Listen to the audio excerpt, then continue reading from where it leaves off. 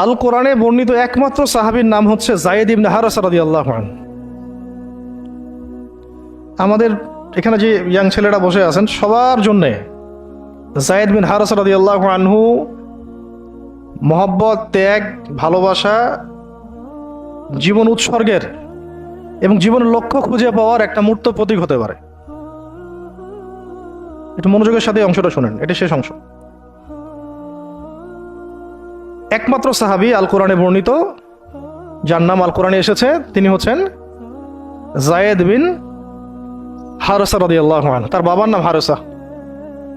ঘটনা এমন ছিল যে ছোটবেলায় তার মা তাকে নিয়ে এক জায়গায় যাচ্ছিলেন।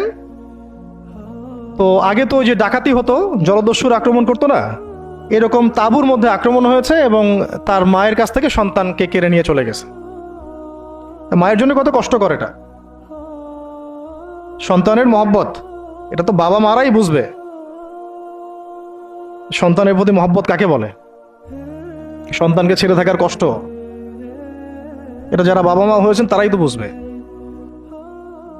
তো এদিকে বাবা মা পাগল প্রায়, সন্তানকে খুঁজে পাওয়া যাচ্ছে না, আর দস্যুরা তাকে নিয়ে ওকাস বাজারে বিক্রি করে দিয়েছে। কোন বাজারে? ওকাস। এটা ছিল মক্কায় একটা বাজার, ওখানে মেলা হতো, ওকাস, ওখানে বিক্রি করে দিয়েছে। তো ঘটনাক্রমে তখন তার বয়স মাত্র কত হবে, 8 থেকে 10 বছর। ঘটনাক্রমে তাকে খরিদ করেছেন খাদিজা রাদিয়াল্লাহু আনহা। খাদিজা রাদিয়াল্লাহু আনহার আত্মীয়, খাদিজা রাদিয়াল্লাহু আনহার আত্মীয়। তখন কিন্তু নবী সাল্লাল্লাহু আলাইহি ওয়াসাল্লাম নবুয়ত পান নাই, মানে ওহী আসেনি এখনো, বিয়েও হয়নি এখনো। খাদিজা রাদিয়াল্লাহু আনহার সাথে এখনো বিয়ে হয় নাই। তো তার আত্মীয় তাকে কিনে নিয়ে আসছেন, এনে খাদিজা রাদিয়াল্লাহু আনহার খেদমতে দিয়ে দিয়েছেন। খাদিজা রাদিয়াল্লাহু আনহার সাথে যখন নবী সাল্লাল্লাহু আলাইহি ওয়াসাল্লাম বিয়ে হলো তখন তো তার বয়স 40, আর আমাদের নবী সাল্লাল্লাহু আলাইহি ওয়াসাল্লামের বয়স 25। এটা বাংলাদেশে হইলে বাংলাদেশের মানুষ মেনে নিত না, তালাক করাই ছাড়তো অনলাইনের মাধ্যমে। কথা বুঝতে পারছেন? যদিও দুজন সুখী, যদিও ধরেন দুজন সুখী একে অপরকে পেয়ে, এখন যদি আমাদের এখানে কোনো ভাই 40 বছর বয়সের কোনো মেয়েকে বিয়ে করে যার নিজের বয়স হচ্ছে 20 বা 25, তো সমাজই ওকে তালাক দেওয়া ছাড়বে, যদিও সে ওই মেয়ের সাথে সুখী। হ্যাঁ, বিয়ে কেন্দ্রিক যত জাহালাত এগুলোই দূর হয় নাই সমাজ থেকে এখনো। রাসূল সাল্লাল্লাহু আলাইহি ওয়াসাল্লামের সাথে বিয়ে হলো, বিয়ে হওয়ার পরে এমন হয় না যে আপনি কাউকে বিয়ে করেছেন এবং আপনার তাকে খুব পছন্দ হয়েছে, দুজন দুজনকে পেয়ে সন্তুষ্ট আর কি, তেমন আপনি চান না তাকে কিছু হাদিয়া দিতে, হাদিয়া তোফা দিতে মন চাবে না? হাদিয়া দিয়ে কি আবার কেউ ফেরত নেয়? তো হাদিয়া তোফা দিতে তো মন চাবে।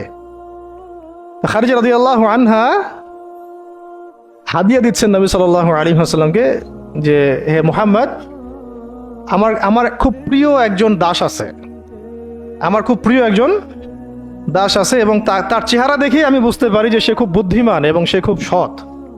চেহারা দেখলে বোঝা যায় না মানুষের?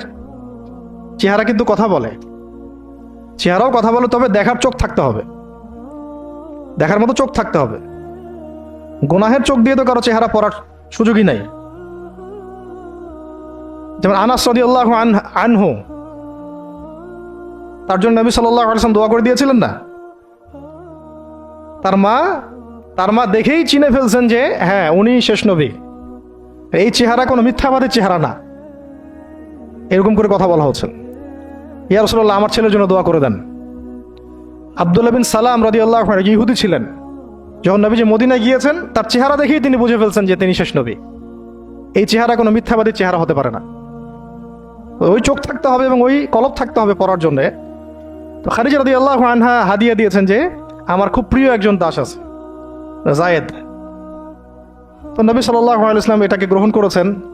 হাদিয়া গ্রহণ করে তিনি দেখেন যায়েদ বিন হারেসা রাদিয়াল্লাহু আনহুর তাকদীরটা কেমন হলো। স্থলদস্যুদের হাত থেকে ওকাস বাজার থেকে চলে আসলো কোথায়? খাদিজা রাদিয়াল্লাহু আনহার বাসা, সেখান থেকে নবী সাল্লাল্লাহু আলাইহি ওয়াসাল্লামের সোহবতে। চিন্তা করা যায়? এই তাকদীর তো ইউসুফ আলাইহিস সালামের চেয়েও কম সৌভাগ্যের না। ইউসুফ আলাইহিস সালামের কি হয়েছে? ভাইয়ের ষড়যন্ত্র, সেখান থেকে কূপ, কূপ থেকে রাজপ্রাসাদ, সেখান থেকে জেল, জেল থেকে আবার রাজপ্রাসাদ। তারপরে তো পুরো মিশরের বড় একটা অংশের রাজনৈতিক দায়িত্ব, এবং সেখান থেকেই বনু ইসরাইল পরে আবার মিশরে আসলো। প্রায় অন্য একদিন আলোচনা করবো ইনশাআল্লাহ। তো এখানে যায়েদ ইবনে হারেসা রাদিয়াল্লাহু আনহার তাকদীর কেমন? অনন্য সাধারণ, এত এত চমৎকার যে এটা তো ঈর্ষণীয়। আলী রাদিয়াল্লাহু আনহু ছাড়া এমন তাকদীর তো মনে হয় আর কেউ পান নাই, যে নবী সাল্লাল্লাহু আলাইহি ওয়াসাল্লামের ঘরের মধ্যে তিনি সবসময় তার সাথে তার খেদমত করছেন। শুধু তাই না, নবী সাল্লাল্লাহু আলাইহি ওয়াসাল্লাম তাকে নিজের পুত্র বানিয়ে নিলেন। যায়েদ আমার পুত্র, যায়েদ আমার ছেলে। দাস রাখলেন না। যখন তিনি যায়েদ বিন হারেসা রাদিয়াল্লাহু আনহুকে পেলেন, সবার সামনে এলান করে দিলেন যে সে আমার দাস না, ও আমার ছেলে, যায়েদ আমার ছেলে। নবী সাল্লাল্লাহু আলাইহি ওয়াসাল্লাম বলছেন যায়েদ আমার ছেলে, বলছেন যে আমি তাকে ভালোবাসি, ও আমাকে ভালোবাসে। অথবা একটা এইভাবে আসছে যে আমি তার উত্তরাধিকারী, সে আমার উত্তরাধিকারী। যায়েদ বিন হারেসা রাদিয়াল্লাহু আনহুর লকব ছিল হিব্বু রাসূলিল্লাহ, রাসূল সাল্লাল্লাহু আলাইহি ওয়াসাল্লামের প্রিয় ভাজন, প্রিয় ভাজন। আর যায়েদ বিন হারেসা রাদিয়াল্লাহু আনহুর ছেলের নাম Osama bin Zayed, Osama bin Zayed. Zayed Zayed bin Haritha রাদিয়াল্লাহু আনহুকে একবার তিনি একটা সেনাবাহিনীর কাফেলার দায়িত্ব দিয়েছিলেন। কিছু কিছু সাহাবী একটু আপত্তি করেছিলেন, বয়স কম, আরও যোগ্য সাহাবী আছে। আবার ঠিক ওসামা বিন যায়েদ রাদিয়াল্লাহু আনহুকে যখন নবী সাল্লাল্লাহু আলাইহি ওয়াসাল্লাম শেষে একদম ইন্তেকালের কয়েকদিন আগে জুরফে একটা সেনাবাহিনীর দায়িত্ব দিয়ে পাঠিয়েছিলেন, তখনও কেউ কেউ আপত্তি তুলেছিল যে ওসামার বয়স কম, 19 বছর 20 বছর বয়স, আরো বড় বড় যোগ্য সাহাবী আছে। তখন নবী সাল্লাল্লাহু আলাইহি ওয়াসাল্লাম বলেছিলেন যে ইতিপূর্বে তোমরা যায়েদের ব্যাপারেও আপত্তি তুলেছিলে, আর আজকে তোমরা ওসামার ব্যাপারেও আপত্তি তুলছো। তোমরা জেনে রাখো, তার বাবা এবং সে, মানে যায়েদ বিন হারেসা এবং ওসামা বিন যায়েদ, এই দুজনকে আমি ভালোবাসি। এই দুজন আমার প্রিয় ভাজন, এই দুজন আমার প্রিয় ভাজন। তো যায়েদ ইবনে হারেসা রাদিয়াল্লাহু আনহু এখানে বড় হতে লাগলেন। এক পর্যায়ে তো ওহী আসলো, ইসলাম কবুল করলেন। ইসলাম কবুল করার পরে, ইসলাম কবুল করার আগে একটা ঘটনা ছিল, ওইটা ভুলে গেছিলাম, দেরি হচ্ছে কি? আচ্ছা, ইসলাম কবুল করার আগে একবার তার বাবা মা তার খোঁজ পেয়েছিলেন। হজ করতে আসছেন কিছু মানুষ মক্কায়, তখন হজমরা ছিল বিকৃত, এসে দেখছে যে এই তো যায়েদ। তো ফিরে গিয়ে তার বাবাকে খবর দিছে, যায়েদকে দেখলাম মক্কায়। তো তার বাবা আসছেন হারেসা, ঠিক আছে, এসে চিনতে পারছেন আমার ছেলে। তো মুহাম্মদ সাল্লাল্লাহু আলাইহি ওয়াসাল্লামকে বলেছেন যে আমার ছেলেকে আমি কিছু মুক্তিপণের বিনিময়ে নিয়ে যেতে চাই। তো নবী সাল্লাল্লাহু আলাইহি ওয়াসাল্লাম বলেছেন ঠিক আছে, মুক্তিপণ লাগবে না, আমি আপনাদেরকে আরো সহজ একটা অপশন দিচ্ছি। আপনার ছেলেকে ডাকি, সে যদি আপনাদের সাথে যেতে চায় তাহলে কোনো টাকা পয়সা লাগবে না, এমনি নিয়ে যাবেন। যদি যেতে না চায় তাহলে আমার কিছু করার নেই। তখন তার বাবার সামনে তার ছেলেকে আনা হলো, বলা হলো যে ওনাদেরকে চিনতে পারো? হ্যাঁ, উনি আমার বাবা হারেসা, উনি আমার চাচা, উনি আমার মামা, এভাবে বলছেন। তো তার বাবা বলছেন যে আমার সাথে চলো বাসায়। সরাসরি বাবাকে বলে দিলেন যে আমি আপনার সাথে যেতে পারবো না, আমি মুহাম্মদ সাল্লাল্লাহু আলাইহি ওয়াসাল্লামের সাথে থাকতে চাই। তো বাবা বলছে এই কেমন কথা? নিজের বাবার সাথে যাবা না, নিজের বাবার পরিবারে যাবা না, বাবার ঘরে যাবা না, উনি তো তোমার আপন কেউ না। যায়েদ ইবনে হারেসা রাদিয়াল্লাহু আনহু বলছেন যে আমি তার মধ্যে এমন কিছু দেখেছি যে আপনারা কেউ দেখতে পারবেন না। এটা সম্পর্ক, মহব্বত, এগুলোকে সম্পর্ক বলে, মহব্বত বলে। অথচ কেউ কাউকে চিনে না, মানে কেউ কারোর সাথে কারো রক্তের সম্পর্ক নাই। আর নবী সাল্লাল্লাহু আলাইহি ওয়াসাল্লাম তাকে বললেন তখন যে যায়েদকে আমি মুক্ত করে দিয়েছি। যায়েদ আমার দাস না, যায়েদ আমার ছেলে, যায়েদ আমার ছেলে। আমি তার উত্তরাধিকারী, সে আমার উত্তরাধিকারী। আমি তাকে ভালোবাসি, তার উপাধি হয়ে গেল হিব্বু রসুলিল্লাহ, রসুলের প্রিয় ভাজন। সবাই তাকে এই নামে ডাকা শুরু করলো, রাসূলের প্রিয় ভাজন, রাসূল তাকে ভালোবাসে, রাসূল তাকে ভালোবাসে, রাসূল তাকে ভালোবাসেন। আর আমি বলছি রাসূল কে? সাল্লাল্লাহু আলাইহি সাল্লাম, যাকে আল্লাহ ভালোবাসেন। রাসূল কে? যাকে আল্লাহ ভালোবাসেন। তো এখন যখন নবুয়ত প্রাপ্ত হলেন, তখন আপনারা তো সবাই জানেন যে প্রথম 13 বছর মক্কায় কাটানো হয়েছে। এই প্রথম 13 বছরে যে কি পরিমাণ নির্যাতন সহ্য করতে হয়েছে, এটা ভাষায় প্রকাশ করার কোনো কিতাব পাওয়া যাবে না। আর এটা লেখার মতো কোনো কলম নাই, কোনো হাত নাই। ওইগুলো নিয়ে আমরা ইনশাল্লাহ পরে কথা বলবো। আজকে শুধু একটা দুইটা জায়গা বলতেছি। একটা সফর ছিল তায়েফের সফর। কিসের সফর? এই যে হুট করে শুনলেন তায়েফের সফর। তায়েফের সফরের আগে 10 বছর আছে। এই 10 বছরে এত নির্মম নির্যাতন সহ্য করতে হয়েছে, যেটা তায়েফ পর্যন্ত যেতে রাসূল সাল্লাল্লাহু আলাইহি ওয়াসাল্লামকে বাধ্য করেছে। মক্কার অবস্থা কোন ঠাসা, মানে অত্যাচার হতে হতে হতে হতে এমন একটা অবস্থা, সাহাবীদেরকে চোখের সামনে শহীদ করা হচ্ছে। বেলাল রাদিয়াল্লাহু আনহুকে এইভাবে নির্যাতন করা হচ্ছে। সুমাইয়া রাদিয়াল্লাহু আনহাকে মেরে ফেলা হলো, শহীদ করা হলো। গরিব সাহাবীদেরকে নির্যাতনের স্টিম রোলার চালা দেওয়া হচ্ছে। এক পর্যায়ে বাধ্য হয়ে অনেক সাহাবী আবিসিনিয়াতে চলে গেলেন, ইথিওপিয়ায়। আবার 3 বছর নবী সাল্লাল্লাহু আলাইহি ওয়াসাল্লাম এবং বনু হাশেমকে বয়কট করা হলো, মনে আছে? একদম বয়কট করা হলো 3 বছর। গাছের ছাল পাতা খেয়ে সাহাবীরা থাকা শুরু করলেন। চতুর্দিক থেকে রাস্তা বন্ধ, সামাজিক নির্যাতন, রাজনৈতিক নির্যাতন, গালিগালাজ, আপনজনদের গীবত, তহমত, একেবারে পাথর নিক্ষেপ্ত চলতেছেই চতুর্দিক থেকে। আবু লাহাব, আবু জেহেল, আবু সুফিয়ান সবাই উঠে পড়ে লাগছে। পুরো সমাজ বিরুদ্ধে চলে গেছে। এরকম হালত বোঝার জন্যও ওইরকম সিচুয়েশন ফেস করা দরকার। এটা পড়ি আমরা তো এগুলো পড়ি, এগুলো তো আমরা বুঝি না, উপলব্ধি করতে পারি না, কারণ আমরা এই ফেজগুলো দিয়ে যাই নাই। যারা টুকটাক গিয়েছেন তারা কিছুটা আঁচ করতে পারেন। এরকম একটা অবস্থায় যখন চতুর্দিক থেকে রাস্তাটা বন্ধ মনে হচ্ছে, তখন নবী সাল্লাল্লাহু আলাইহি ওয়াসাল্লাম তায়েফে গিয়েছিলেন তায়েফের 3টা বড় বড় গোত্রকে দাওয়াত দিতে। উদ্দেশ্য হচ্ছে তায়েফবাসী যদি ইসলাম কবুল করত, তাহলে মক্কার এই কুরাইশদের বিরুদ্ধে একটা বড় সাপোর্ট পাওয়া যেত। ঠিক আছে? এটা কিন্তু একটা হিজরত, এটাও কিন্তু একটা হিজরত। এর আগে একটা হিজরত হয়েছে আবিসিনিয়াতে, তায়েফেও। এটাতে ওই সাফল্যটা আসে নাই, তায়েফবাসী ইসলাম কবুল করে নাই। পরবর্তীতে আল্লাহ পাক মদিনাবাসীকে কবুল করেছেন। ওগুলো আমরা পরে আস্তে আস্তে আলোচনা আনবো ইনশাআল্লাহ। আজকে শুধু এতটুকু বলছি তায়েফের কথাটা। এইখানে সময়টা চিন্তা করবেন, এই সময়টা ছিল জুন জুলাই মাস, জুন বা জুলাই মাসের মতো অবস্থা। মানে কাঠ ফাটা রোদ বলতে আমরা যা বুঝি, প্রচন্ড রোদ, প্রচন্ড গরম, মরুভূমির উত্তপ্ত একটা অবস্থা। এই অবস্থায় মক্কা থেকে তায়েফের ডিস্টেন্স হচ্ছে প্রায় 100 কিলোমিটার, প্রায় 100 কিলোমিটার। যারা তায়েফে গিয়েছেন তারা হয়তো জানবেন, এটা পাহাড়, মাটির নিচ থেকে তায়েফ শহরটা দেখা যায়। এই যে পাহাড়ের গা বেয়ে যে উঠতে হয়, এখন তো গাড়ি আসছে, গাড়ির যুগ, এই গাড়ি দিয়ে উঠতেও এই নিচ থেকে উপর পর্যন্ত 40 কিলোমিটার, পাহাড়ের গা বেয়েই 40 কিলোমিটার রাস্তা এইভাবে সফর করে করে করে করে তায়েফের শহরের উপরে পৌঁছাতে হয়।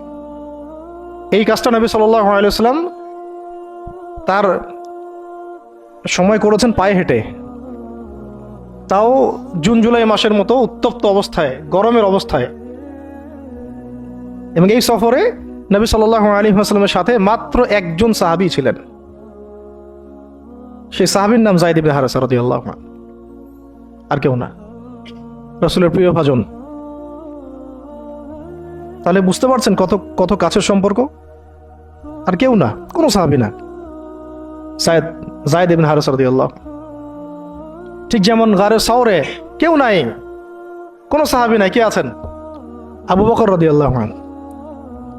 আয়েশা রাদিয়াল্লাহু আনহা বলতেন মাঝে মাঝে যে যদি রাসূল সাল্লাল্লাহু আলাইহি ওয়াসাল্লাম জীবিত থাকতেন, তাহলে যায়েদ ইবনে হারেসা রাদিয়াল্লাহু আনহুকে মনে হয় তিনি তার পরবর্তী স্থলাভিষিক্ত হিসেবেই ঘোষণা করে দিয়ে যেতেন। এত ভালোবাসতেন তিনি তাকে। মনে হতো যেন যায়েদ বিন হারেসা রাদিয়াল্লাহু আনহুকে তিনি পরবর্তী স্থলাভিষিক্ত করে দিয়ে যাবেন, এত ভালোবাসতেন। যখন যায়েদ বিন হারেসা কোনো সফর থেকে ফিরত, আমি আয়েশা রাদিয়াল্লাহু আনহা বলছেন, আমি রাসূল সাল্লাল্লাহু আলাইহি ওয়াসাল্লামকে এত মানে কি একটা বলছে গ্রিটিংস বলি না আমরা, অভিবাদন, এত ব্যস্ত হয়ে অস্থির হয়ে আলিঙ্গন করতে দেখি নাই যেমনটা যায়েদ বিন হারেসার ক্ষেত্রে তিনি করতেন। বহু সফরে তিনি তাকে পাঠিয়েছেন, সারিয়া অভিযানে। সারিয়া মানে যে সফরগুলোতে আমাদের নবীজি নিজে যান নাই, কিন্তু সাহাবীদেরকে পাঠিয়েছেন কোনো সামরিক অভিযান, এটাকে বলা হয় সারিয়া। আর গাজওয়া হচ্ছে এমন যুদ্ধ যেখানে নবীজি নিজে গিয়েছেন, অ্যাজ এ কমান্ডার উপস্থিত ছিলেন। তো একবার একটা সফর থেকে যায়েদ ইবনে হারেসা রাদিয়াল্লাহু আনহু এসেছেন। আয়েশা রাদিয়াল্লাহু আনহা বলছেন তার গায়ে, আমাদের নবীজির গায়ে তার সতরটা কোনো রকম ঢাকা ছিল, উপরে পোশাক নাই, মানে গায়ের উপরের পোশাকটা তিনি পরেনি নাই। এই অবস্থাতে তিনি আয়েশা রাদিয়াল্লাহু আনহার ঘরে ছিলেন। ওইখানে এসে যায়েদ ইবনে হারেসা রাদিয়াল্লাহু আনহু নক করেছেন দরজায়। ওই অবস্থায় তিনি উঠে গিয়ে যায়েদ ইবনে হারেসা রাদিয়াল্লাহু আনহুকে আলিঙ্গন করা শুরু করলেন, কপালে চুমু দেওয়া শুরু করলেন, আমার প্রিয় ভাজন আসছে। ওই সাহাবীকে সাথে নিয়ে তিনি সফর করছেন তায়েফে। তায়েফে যাওয়ার পরে 3টা গোত্রনেতা ছিল ওখানে। অনেক বড় কথা, তো আমি অল্প করে বলছি সময় সংক্ষিপ্ততার কারণে। একটা গোত্রনেতার নাম হচ্ছে আব্দে ইয়ালাইল। এর আন্ডারে বহু মানুষ ছিল। যদি সে ইসলাম কবুল করতো তাহলে ওই সবাই ইসলাম কবুল করতো, সে করে নাই। একটা গোত্রনেতার নাম ছিল আব্দে মাসউদ। তার আন্ডারে বহু মানুষ ছিল এবং ধনী ধনী বড় বড় ধনী ব্যবসায়ী, রাজনীতিবিদ, সে ইসলাম কবুল করে নাই। আরেকটা লোক ছিল, তার নাম হাবিব বিন আমর। এই 3 নাম্বার গোত্রনেতা। তো সেও ইসলাম কবুল করে নাই। ইসলাম কবুল না করার কারণে এই 3টা গোত্রনেতার কাছ থেকে, আপনারা কি মনে করেছেন একদিন দাওয়াত দেওয়া হয়েছে? প্রায় 1 মাস নবী সাল্লাল্লাহু আলাইহি ওয়াসাল্লাম এই তায়েফের এই ময়দানে ছিলেন, দাওয়াতের ময়দানে। কোনো কিতাবে আসছে 10 দিন, কোনো কিতাবে আসছে 15 দিন, 17 দিন, কিন্তু অ্যাপ্রক্সিমেটলি 1 মাস। এটা বিভিন্ন সিরাতের কিতাবে আসছে। এই 1টা মাস তায়েফে থাকা, খাওয়া দাওয়া তো আল্লাহ ভালো জানেন কি হয়েছে। তার সাথে একজন মাত্র সাহাবী, দরজায় দরজায় দাওয়াত দেয়া, এবং সবাই দাওয়াত রিফিউজ করলো। বড় বড় 3টা গোত্রনেতাও রিফিউজ করে দিল।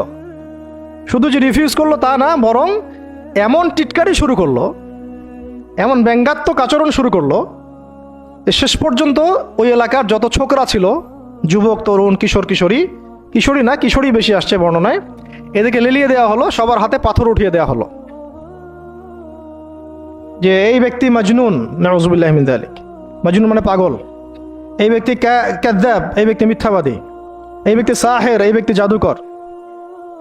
কাকে বলা হচ্ছে? সবাই মিলে পাথর মারো তাকে, নাউযুবিল্লাহি মিন যালিক। দৃশ্যটা একটু চিন্তা করেন। 10 বছর মক্কায় দাওয়াত দেওয়ার পর চতুর্দিক থেকে কুরাইশদের নির্যাতন, নিপীড়ন, শারীরিকভাবে, মানসিকভাবে, আত্মিকভাবে, সামাজিক বয়কট, 3 বছর গাছের ছালপাতা খেয়ে পাহাড়ের পাদতলে জীবন কাটানো বনু হাশেমের। আবার আমুল হুজনও হয়ে গেছে।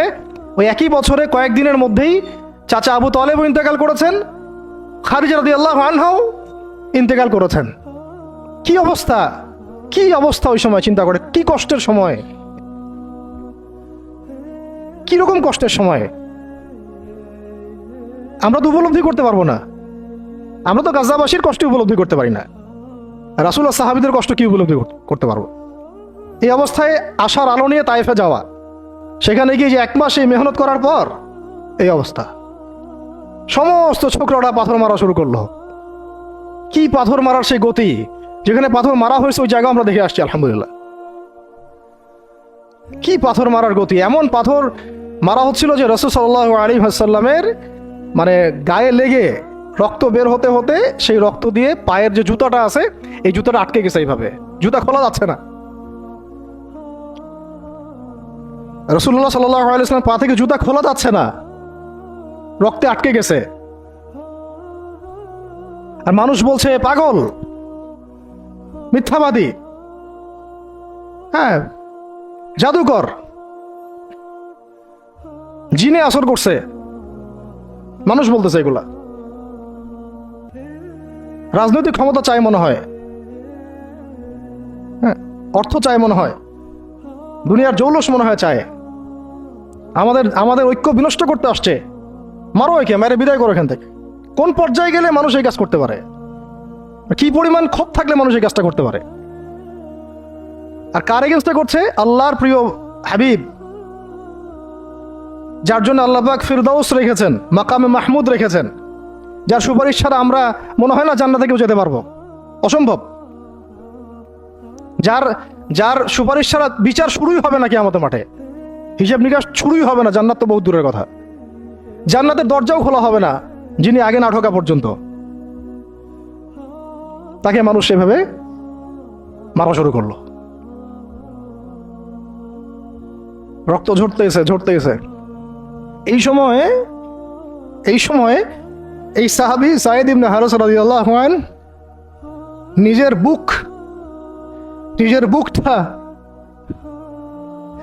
বুকটা নবী সাল্লাল্লাহু আলাইহি ওয়াসাল্লামের সামনে এইভাবে দিয়েছেন যে যতগুলো পাথর আসবে আমার গায়ে যেন লাগে, আমার নবীর গায়ে না লাগে।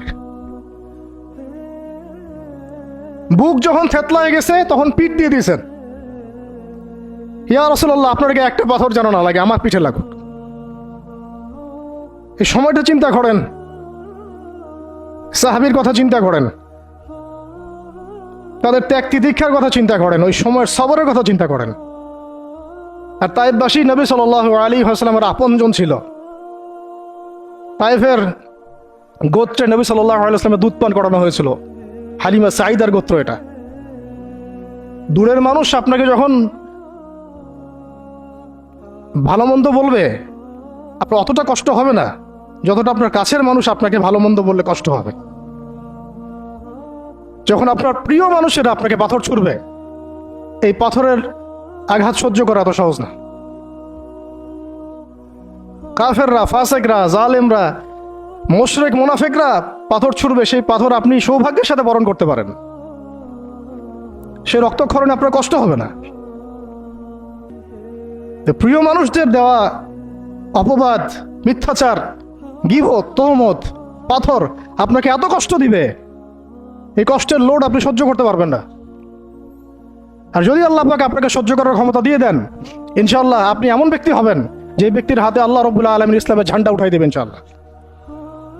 এবং ইনশাআল্লাহ যাকে আল্লাহ রাব্বুল আলামিন পুরো কওমের জন্য কবুল করবেন ইনশাআল্লাহ। এবং পুরো শক্তি আপনার সামনে একদিন না একদিন পরাজয় বরণ করবেই, সময়ের ব্যাপার। যায়েদ বিন হারেসা রাদিয়াল্লাহু আনহু নিজের বুকটা এইভাবে আগলায় দিয়ে রাখছেন, আমার গায়ে লাগুক ইয়া রাসূলুল্লাহ, আপনার গায়ে না লাগে। আজকে আপনি যায়েদ ইবনে হারেসাকে পাবেন কোথায়? কিসের ইসলামী বিপ্লবের কথা বলি আমরা? জামা ইমারা এটা ওইটা, যায়েদ বিন হারেসারাই তো নাই। ওইরকম আখলাকের নেতাও যেমন আমরা পাই না, ওই রকম যায়েদ বিন হারেসাদের মতো আমরা মামুরও তো পাই না।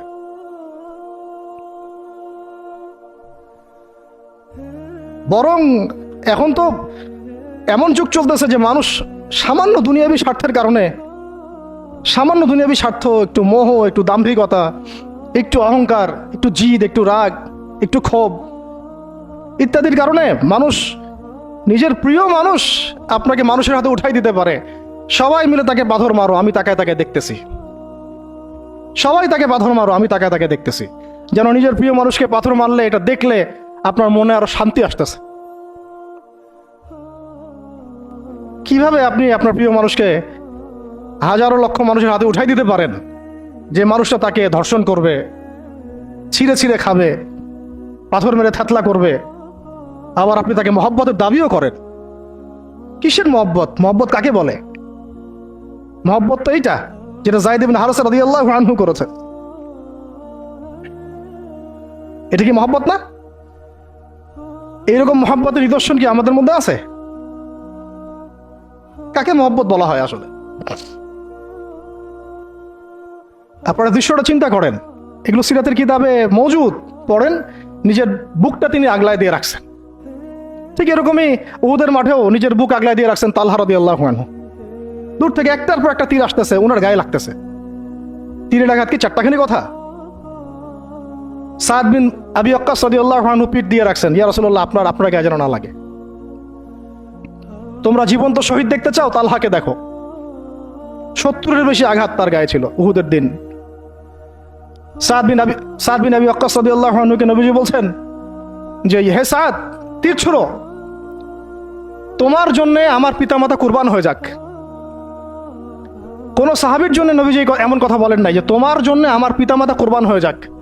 এবং সাহাবীরা বলতেন, ইয়া রাসূলুল্লাহ, আপনার জন্য আমার পিতামাতা কুরবান হয়ে যাক। একমাত্র সাহাবী সাদ বিন আবি ওয়াক্কাস রাদিয়াল্লাহু আনহুর জন্য নবী সাল্লাল্লাহু আলাইহি ওয়াসাল্লাম এই কথা বলেছেন। ওই ময়দানে উম্মে ওমারাও ছিলেন, মহিলা সাহাবী, অনবরত তীর ছুঁড়েছেন রাসূলের গায়ে যেন আঘাত না লাগে। ওই ময়দানে হানজালা ছিলেন, ছুটতে ছুটতে আবু সুফিয়ান পর্যন্ত পৌঁছে গিয়েছেন। ওই অবস্থায় তার শাহাদাত হয়ে গেছে, তাকে মারতে পারেন নাই, উল্টা তার গায়ে আঘাত লেগে গেছিল। গাসাসুল মালাইকা, শহীদ হওয়ার পরে দেখা যায় তার দেহটা মাটি থেকে উপরে উঠে আসে আর দেহ থেকে পানি ঝরতেছে।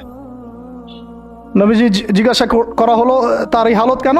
নবী সাল্লাল্লাহু আলাইহি ওয়াসাল্লাম বললেন যে গত রাত্রে স্ত্রীর সাথে ছিল, সে জিহাদের ডাক আসছে, ওই বিছানা থেকে চলে আসছে, বেচারা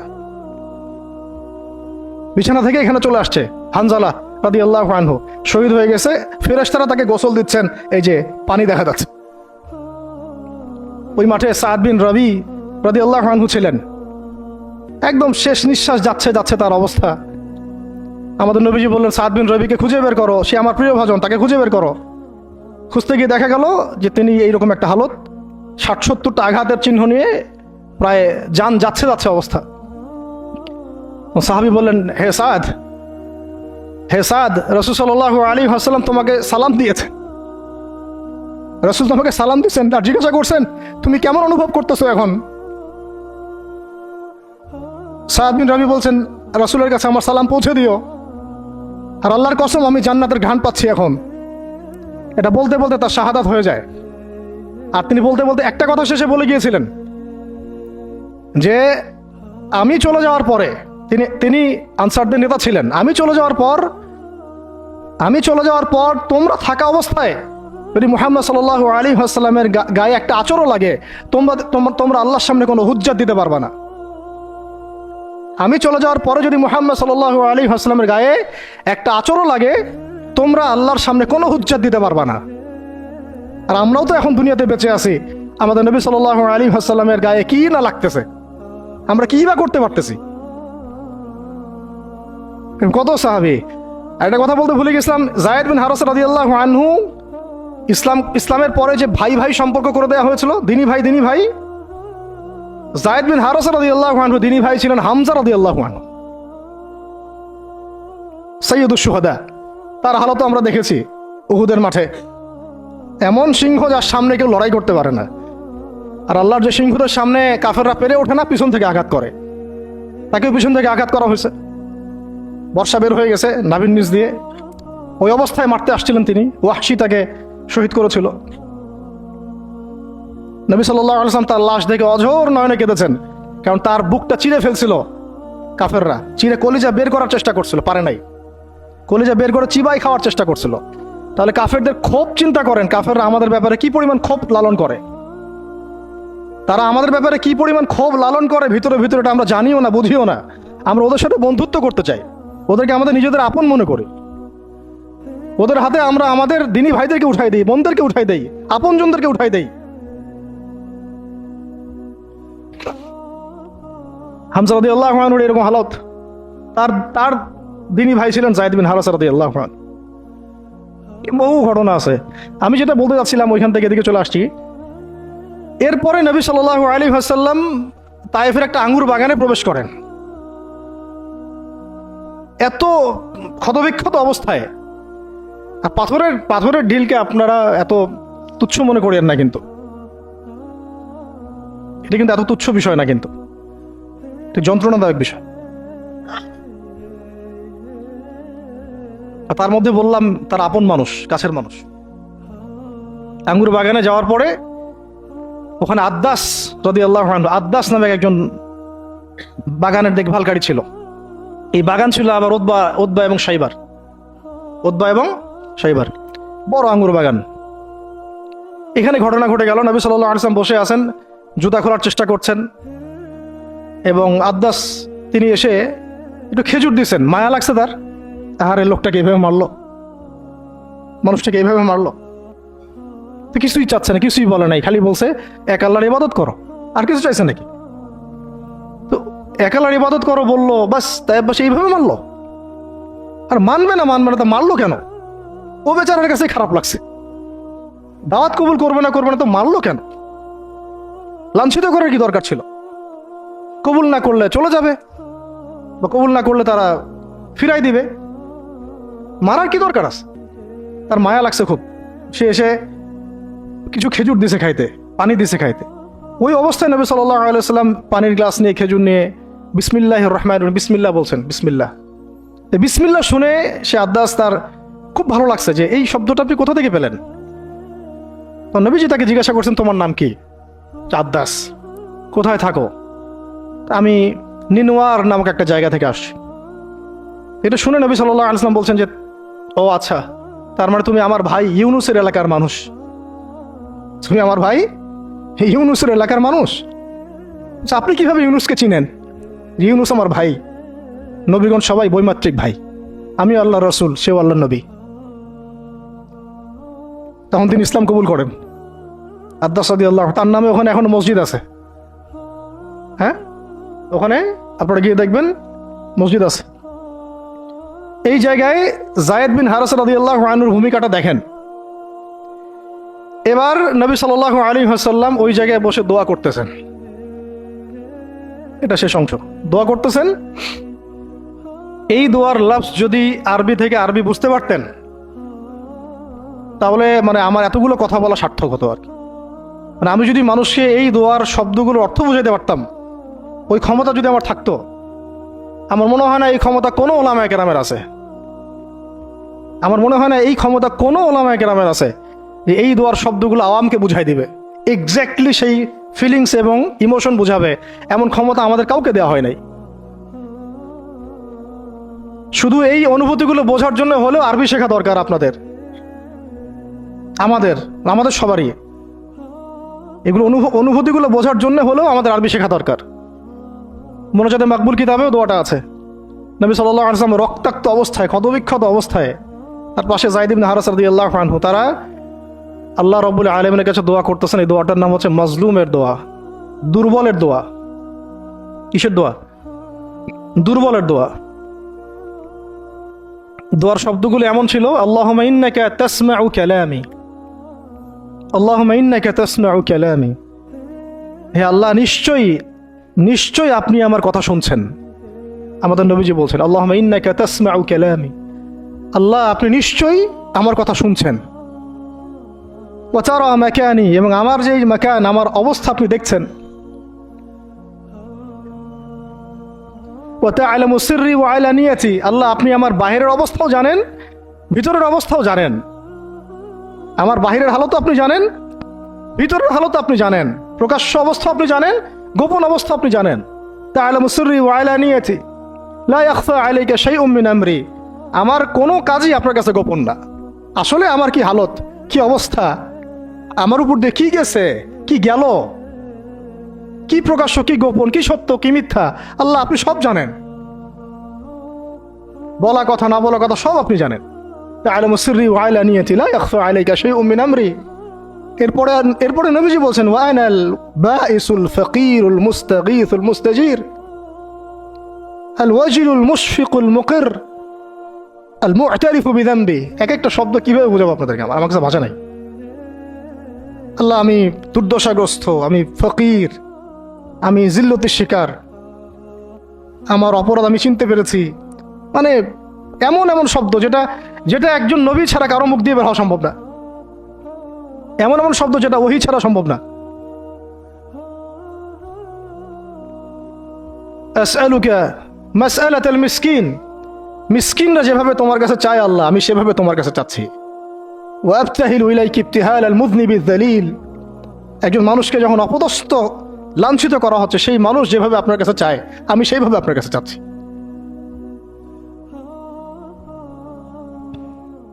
আরো অনেক শব্দ আছে, মাঝখানে লাইন আছে। একটা জায়গায় আছে অনেক বড় দোয়া, আল্লাহুম্মা ইয়া খায়রাল মাসউলিন ইয়া খায়রাল মুতিন ইলাইকা আশকু দুআফা কুওয়াতি। এই অংশটা সব কিতাবেই আছে সিরাতের। আল্লাহুম্মা ইলাইকা আশকু দুআফা কুওয়াতি, আল্লাহ আমি তোমার কাছে আমার শক্তির অক্ষমতা প্রকাশ করতেছি, মানে আমার যে শক্তি নাই এখন, তাইবাসী আমার সাথে এগুলো করলো, আমার তো শক্তি নাই এখন, আমার এই শক্তির অক্ষমতা আল্লাহ আমি তোমার কাছে প্রকাশ করতেছি।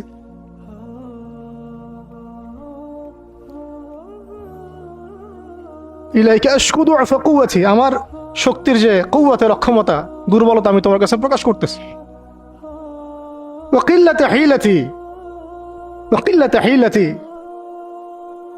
এই যে সহনশীলতা, এই সহনের যে ক্ষমতার যে ঘাটতি, এগুলো আমি তোমার কাছে পেশ করতেছি। ওয়া হাওয়ানি আলান নাস, ওয়া হাওয়ানি আলান নাস, আর এই যে পুরো মানুষ, তায়েফের পুরো মানুষ আমার সাথে যা করলো, তাদের সাথে লড়াই করার যে আমার অক্ষমতা, বা তাদেরকে বুঝানোর যে অক্ষমতা আমার, তাদেরকে যে আমি বুঝাতে পারতেছি না, এটা যে আমার অক্ষমতা, এই হালত আমি তোমার কাছে পেশ করতেছি। আল্লাহুম্মা ইলাইকা আশকু দুআফা কুওয়াতি ওয়া কিল্লাতা হিলাতি ওয়া হাওয়ানি আলান নাস। কি শব্দ! বলছি ইলা মান তাকিলুনি, আল্লাহুম্মা ইলা মান তাকিলুনি, আল্লাহ তুমি আমাকে কাদের হাতে ন্যস্ত করলা, আল্লাহ তুমি আমাকে কাদের হাতে ন্যস্ত করলা। ইলা আদুইন বাঈদিন ইয়াতাহাজ্জামুনি, আমাকে ঘর থেকে এত দূরে এনে, সেই মক্কা থেকে কত দূরে, আমাকে ঘর থেকে এত দূরে নিয়ে এসে আল্লাহ তুমি তোমার শত্রুদের হাতে আমাকে ন্যস্ত করলা। ইয়াতাহাজ্জামুনি, যারা চতুর্দিক থেকে আমাকে পাথর মারতেছে। কি আবেগ দোয়ার মধ্যে, কি ভাষা, কি লফজ! ইলা আদুইন বাঈদিন ইয়াতাহাজ্জামুনি, তুমি আমাকে আল্লাহ ঘর থেকে বের করে এত দূরে নিয়ে আসলা, শত্রুদের হাতে সোপর্দ করলা, তারা আমাকে চতুর্দিক থেকে পাথর মারতেছে।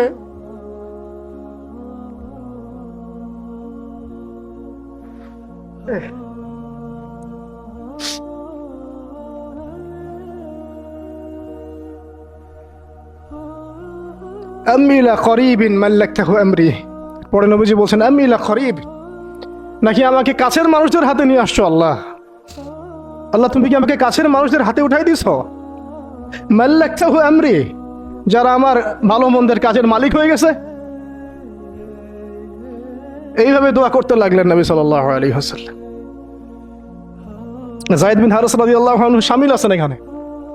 তারপরে নবীজি বলছেন ইল্লাম তাকুন সাখিতুন আলাই ফালা উবালি, আল্লাহ এত কিছুর পরে যদি তুমি আমার প্রতি অসন্তুষ্ট না হও, আমার কিছুই যায় আসে না। আল্লাহ এত কিছু হয়ে গেল, এরপরে যদি তুমি আমার উপর অসন্তুষ্ট না হও, অন্তত আমার কিছুই যায় আসে না। আলহামদুলিল্লাহ। ইল্লাম তাকুন সাখিতুন আলাই ফালা উবালি, তুমি যদি আমার উপর আল্লাহ অসন্তুষ্ট না হও, তোমার কাছে আমি ঠিক থাকতে পারি, তোমার কাছে আমার অবস্থান ঠিক থাকে আল্লাহ, ফালা উবালি, আমি এসবের কোনো কিছুর পরোয়া করি না। কিভাবে বুঝবেন এই ভাষা শব্দগুলো? ঠিক এইরকম শব্দেই দোয়া করেছিলেন খুবাইব রাদিয়াল্লাহু আনহু, যখন তাকে শুলে চড়ানো হবে, এবং তিনি তখন, শুলদণ্ড অনেক কঠিন, জীবন্ত একটা মানুষকে মেরে ফেলা, পিছন দিক থেকে মানে লোহা আছে না, এগুলো প্রবেশ করিয়ে মাথা দিয়ে বের করে দেয়। শুলদণ্ড, খুবাইব বিন আদি রাদিয়াল্লাহু আনহুকে শুল দেওয়া হয়েছে। এটা রাজির ঘটনা, সিরাতে পড়বেন, রাজির ঘটনা। ট্র্যাপে ফেলে হত্যা করা হয়েছে।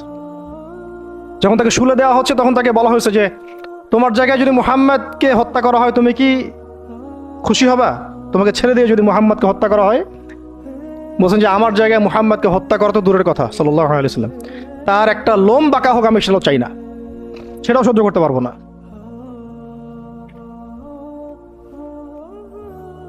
এরপর তিনি বলছিলেন, এই যে আমি বললাম ইল্লাম তাকুন সাখিতুন আলাইয়া ফালা উবালি, এরকম দোয়া খুবাইব রাদিয়াল্লাহু আনহু করেছেন। তিনি বলছিলেন তখন, লাস্তু উবালি হিনা উকতালু মুসলিমান, লাস্তু উবালি হিনা উকতালু মুসলিমান, যখন আমাকে মুসলমান হিসেবে শহীদ করে দেয়া হচ্ছে, আমি কোনো পরোয়াই করি না। যখন আমাকে মুসলমান হিসেবে শহীদ করে দেওয়া হচ্ছে আমি এর কোনো পরোয়াই করি না। লাস্তু উবালি হিনা উকতালু মুসলিমান আলা আই শাক্কিন কানা ফিল্লাহি মাসরাই। আমাকে হত্যা করার সময় যেদিকেই তোমরা পাশ ফিরাও না কেন, ওই পাশ আল্লাহর জন্যে। ওয়াযালিকা লিলাহ ওয়াযালিকা যাতুল ইলাহি ওয়া ইন ইয়াশা। আর তিনি তো এমন জাতের ইলাহ, এমন ইলাহ, তিনি একজন, আল্লাহর কথা বলা হচ্ছে, তিনি এমন একজন ইলাহ, তিনি যদি চান ইউবারিক আলা ফি কুল্লি শিলউইন মুমাজ্জাহ, তিনি আমার কেটে ফেলা প্রত্যেকটা হাড়ে এবং মাংসে বরকত দিয়ে দিবেন। এইভাবে তাকে হত্যা করা হয়েছে। খুবাইব রাদিয়াল্লাহু আনহু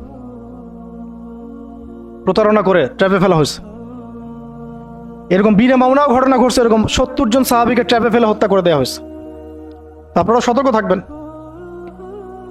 এই ঘটনার পরে বহু ঘটনা হয়েছে, সিরাতে হিজরত হয়েছে। উম্মে আইমান একজন সাহাবী ছিলেন, কি নাম, নবী সাল্লাল্লাহু আলাইহি ওয়াসাল্লামের অনেক প্রিয় ভজন। তিনি নবী সাল্লাল্লাহু আলাইহি ওয়াসাল্লামকে ভরণ পোষণ মানে লালন পালন করেছেন, কিন্তু তিনি দেখতে কালো ছিলেন। খুব সুন্দরী নারী যেমন এমন না, ঠিক আছে। তিনিও ওই দাসের শ্রেণীর মধ্যেই ছিলেন। তাকে তো সবাই সচরাচর বিয়ে করতে চাচ্ছে না। নবী সাল্লাল্লাহু আলাইহি ওয়াসাল্লাম বলেছিলেন একবার যে তোমাদের মধ্যে কেউ আসো জান্নাতের একটা মেয়েকে বিয়ে করবা? তোমাদের মধ্যে কি এমন কেউ আসো যে জান্নাতি একটা মেয়েকে বিয়ে করবা? উম্মে আইমান, হ্যাঁ আমার প্রিয় ভজন উম্মে আইমান, উনি তো এমন সাহাবী ছিলেন, নবী সাল্লাল্লাহু আলাইহি ওয়াসাল্লাম সম্মানার্থে তার সম্মানার্থে চাদরও বিছাই দিছে। উম্মে আইমান, আমি তো ভুল হইতে পারি জায়গাটা, আপনারা একটু দেখে নিয়েন। তো নবী সাল্লাল্লাহু আলাইহি ওয়াসাল্লাম যখন উম্মে আইমানের কথা বলেছেন তখন অনেকেই দাঁড়ায় নাই বিয়ে করার জন্যে। তো যায়েদ বিন হারেসা রাদিয়াল্লাহু আনহু দাঁড়িয়েছেন যে আমি বিয়ে করব। যায়েদ বিন হারেসা রাদিয়াল্লাহু আনহু নবী সাল্লাল্লাহু আলাইহি ওয়াসাল্লামের এই আদেশ পালনার্থে একজন জান্নাতি নারীকে বিয়ে করেছেন, উম্মে আইমান, এবং তার গর্ভ থেকেই সন্তান জন্ম নিয়েছে উসামা বিন যায়েদ। উসামা বিন যায়েদ, ওই যার ব্যাপারে নবীজি শেষে বললেন যে উসামা, ওকে আমি ভালোবাসি, তার বাবাকে আমি ভালোবাসতাম। আরও একটা ঘটনা আছে, উসামা বিন যায়েদ রাদিয়াল্লাহু আনহুকে যখন আবু বকর রাদিয়াল্লাহু আনহু আবার মিশনে পাঠাচ্ছিলেন, কোন মিশনটা যেটা অসমাপ্ত ছিল, নবী সাল্লাল্লাহু আলাইহি ওয়াসাল্লামের ইন্তেকালের সময় ও মিশনটা থেকে তারা ফিরে আসেন। পরে আবু বকর রাদিয়াল্লাহু আনহু আবার এই জায়েশ পাঠান জুরফ নামক জায়গায় রোমানদের এগেনস্টে। তো তখন কিছু কিছু সাহাবী আপত্তি তুলছিলেন। তখন আবু বকর রাদিয়াল্লাহু আনহু বলছিলেন যে সাকিলাতকা উম্মুকা ইবনুল খাত্তাব, হে ওমর, তোমার মা তোমাকে হারায় ফেলুক। ওমর রাদিয়াল্লাহু আনহু বলছিলেন যে একটু ভেবে দেখেন, আরো বড় বড় সাহাবীরা আছেন, আনসারী সাহাবীরা আছেন। তখন আবু বকর রাদিয়াল্লাহু আনহু বলছেন যে ইস্তা'মালাহু রাসূলুল্লাহ, তাকে আল্লাহ রাসূল সাল্লাল্লাহু আলাইহি ওয়াসাল্লাম দায়িত্ব দিয়ে গিয়েছিলেন। ওয়া আনতা তা'মুরুনি আন আনজিহা, আর আনজিহু, আর তুমি আমাকে আদেশ করতেছো যে আমি তাকে স্থলাভিষিক্ত করব? তুমি ফিরে যাও, প্রস্তুতি গ্রহণ করো, সাহাবীদেরকে বলো প্রস্তুতি নিতে, তার ওসামার জাইশে যাবে। সে হচ্ছে ওসামা বিন যায়েদ রাদিয়াল্লাহু আনহু, আসছেন উম্মে আইমান রাদিয়াল্লাহু আনহার গর্ভ থেকে, জান্নাতি নারী। তো জান্নাতি নারীর জন্য রূপ সৌন্দর্য শর্ত না, জান্নাতি নারীর জন্য কি শর্ত না, রূপ সৌন্দর্য শর্ত না, তাকওয়া ঈমান এগুলো শর্ত। এরকম বিয়েও তিনি করেছেন নবী সাল্লাল্লাহু আলাইহি ওয়াসাল্লামের পছন্দ মতো। আবার তিনি জাইনাব বিনতে জাহাশ রাদিয়াল্লাহু আনহাকেও বিয়ে করেছিলেন। জাইনাব বিনতে জাহাশ রাদিয়াল্লাহু আনহাকে বিয়ে করেছিলেন, কিন্তু একটু শেষ করে দিচ্ছি, 5 মিনিট, একটু ধৈর্য ধরেন। জাইনাব বিনতে জাহাশ রাদিয়াল্লাহু আনহাকে তিনি বিয়ে করেছিলেন, এটাও নবী সাল্লাল্লাহু আলাইহি ওয়াসাল্লামেরই তত্ত্বাবধানে হয়েছিল। নবী সাল্লাল্লাহু আলাইহি ওয়াসাল্লাম জাইনাব বিনতে জাহাশ রাদিয়াল্লাহু আনহাকে বলেছিলেন যে যায়েদকে বিয়ে করো, যায়েদ আমার অনেক প্রিয় ভাজন। আর জাইনাব বিনতে জাহাশ রাদিয়াল্লাহু আনহা আল্লাহর নবীর ফুফাতো বোন ছিলেন, যে বোনকে বিয়ে দিয়েছেন যায়েদ বিন হারেসা রাদিয়াল্লাহু আনহুর সাথে। কিন্তু দাম্পত্য জীবনে মানে স্টেবিলিটি ছিল না, দাম্পত্য জীবনে একদম নির্ঝঞ্ঝাট ছিল না জীবনটা, একটু সমস্যা হচ্ছিল। কারণ যায়েদ রাদিয়াল্লাহু আনহু গোত্রগতভাবে কি ছিলেন, দাস, আরবের ট্রেডিশন অনুযায়ী বলছি আর কি, গোত্রগতভাবে নিচু গোত্রের, ওই সেন্সে আর কি, আমরা ইসলামের সেন্সে কথা বলছি না, আরবের ওই যে প্রচলিত যে একটা প্রথা ছিল ওই সেন্সে। আর জাইনাব বিনতে জাহাশ রাদিয়াল্লাহু আনহা উচ্চ বংশের, তা আন্ডারস্ট্যান্ডিংয়ে একটু প্রবলেম হতে পারে, হচ্ছিল এটা। ভুলেও কখনো কোনো সাহাবী সম্পর্কে সমালোচনা করবেন না, এটা আমাদের আহলুস সুন্নাহ ওয়াল জামাআর আকীদা উসুল নয়। কোনো সাহাবী সম্পর্কে না, সাহাবীদের মধ্যে যা হয় হয়ে যাক, যুদ্ধও যদি হয়ে যায় তবুও সমালোচনা করা যাবে না, এই আকীদা যেন ঠিক থাকে। যারাই সাহাবীদের সমালোচনা করে তারা আহলুস সুন্নাহ ওয়াল জামাআতের আকীদা থেকে সরে গেছে। তো এখানে সাহাবীদের কোনো সমালোচনার সুযোগ নাই, কিন্তু দাম্পত্য জীবনে মনোমালিন্য হচ্ছিল, এটা খুব স্বাভাবিক বিষয়। বহু সাহাবীর জীবনে এমন অনেক ঘটনাই ঘটেছে, একাধিক বিয়ে, একাধিক তালাক, একাধিক অনেক কিছু হয়েছে। মানুষ হতে পারে, কখনো ভ্যালিড কারণ থাকতে পারে, কখনো মানুষ শয়তানের প্ররোচনা থাকতে পারে, কখনো জিন শয়তানের প্ররোচনা থাকতে পারে, কখনো আরো অন্য কিছু হতে পারে। তো যাই হোক, এখন তালাক হয়ে গেছে। যায়েদ বিন হারিসা রাদিয়াল্লাহু আনহু জাইনাব বিনতে জাহাশ রাদিয়াল্লাহু আনহাকে তালাক দিয়ে দিয়েছে। এরপরে নবী সাল্লাল্লাহু আলাইহি ওয়াসাল্লাম বিয়ে করেছেন জাইনাব বিনতে জাহাশ রাদিয়াল্লাহু আনহাকে। এইটা নিয়ে আরবের মধ্যে একটু কথা ছড়াছড়ি হচ্ছিল যে পালক পুত্রের স্ত্রীকে বিয়ে করেছে, আরবের মানুষ এটা নিয়ে কানাঘোষা করছিল। তখন আল্লাহ রাব্বুল আলামিন আয়াত নাজিল করেছিলেন, সূরা আহজাবের মধ্যে আছে, মুহাম্মদ সাল্লাল্লাহু আলাইহি ওয়াসাল্লাম তোমাদের মধ্যে কোনো পুরুষের পিতা নন, মা কানা মুহাম্মাদুন আবা আহাদিম মির রিজালিকুম ওয়ালাকিন রাসূলুল্লাহি ওয়া খাতামান নবিয়্যিন। আর এই সূরার মধ্যেই মনে হয় 37 নম্বর আয়াতে, 36 বা 37 নম্বর আয়াতের দিকে যায়েদ রাদিয়াল্লাহু আনহুর এই ঘটনা আছে। যখন যায়েদ তালাক দিল, তুমি চক্ষু লজ্জা করলে, মানুষকে লজ্জা করলে, কিন্তু আল্লাহ রাব্বুল আলামিন বিধানদাতা, তিনি বিধান দিলেন যে পালক পুত্রের বিষয়টা আরবরা যেভাবে ডিল করে সেটা আল্লাহ রাব্বুল আলামিনের ওহী নয় বা আল্লাহ পাকের বিধান নয়। বিস্তারিত পড়তে পারবেন। তো এটাও একটা ঘটনা ঘটে গিয়েছিল। এরপর শেষ কথা হলো, শেষ যেটা পয়েন্ট সেটা হচ্ছে এরপরে অষ্টম হিজরতের অষ্টম বছর একটা বিশাল ঘটনা ঘটে গেল যে একজন সাহাবী, তার নাম হারিস বিন উমাইয়া, নাম কি? হারিস বিন উমাইয়া, তাকে নবী সাল্লাল্লাহু আলাইহি ওয়াসাল্লাম চিঠি দিয়েছেন একটা। চিঠি দিয়ে, শেষ অংশ, চিঠি দিয়ে তিনি পাঠিয়েছেন, যাও গাসসান নামক জায়গায় যাও। কোথায়? গাসসান, এটা জর্ডান আছে না, জর্ডান, এই জর্ডানের একটা জায়গা হলো গাসসান। এই গাসসান নামক জায়গায় যাও, সেখানে একজন গভর্নর আছে, তার নাম সুরাহাবিল, কি নাম? তাকে পত্রটা দিবা, দিয়ে ইসলাম কবুল করতে বলবা। তো হারিস বিন উমাইয়া রাদিয়াল্লাহু আনহু গিয়েছেন। এবার এরা এত বেশি উদ্ধত ছিল, সাহাবীকে ধরে হত্যা করে দিয়েছে। নাউজুবিল্লাহ। তিনি কিন্তু রাষ্ট্রদূতকে হত্যা করা জঘন্য অপরাধ, এমনিতেই অপরাধ, তার মধ্যে রাসূলের রাষ্ট্রদূত সাহাবী, তিনি, তাকে এভাবে হত্যা করে দেয়া হলো। কয়জন সাহাবীকে হত্যা করলো? কয়জন? এর আগে আমি একটা ঘটনা বলছিলাম না, বনু কাইনুকার ঘটনা। একজন নারী সাহাবীকে টিস করেছিল, আরেকজন সাহাবী প্রতিবাদ করেছিলেন, সেই সাহাবীকে মেরে ফেলা হয়, হত্যা করা হয়, শহীদ করা হয়। নবী সাল্লাল্লাহু আলাইহি ওয়াসাল্লাম পুরা বনু কাইনুকার সাথে যুদ্ধ করেছেন। এখানেও দেখেন একজন সাহাবী হারিস বিন উমাইয়া রাদিয়াল্লাহু আনহুকে হত্যা করা হলো। এবার নবী সাল্লাল্লাহু আলাইহি ওয়াসাল্লাম 3000 সেনাবাহিনী গঠন করলেন। কত হাজার?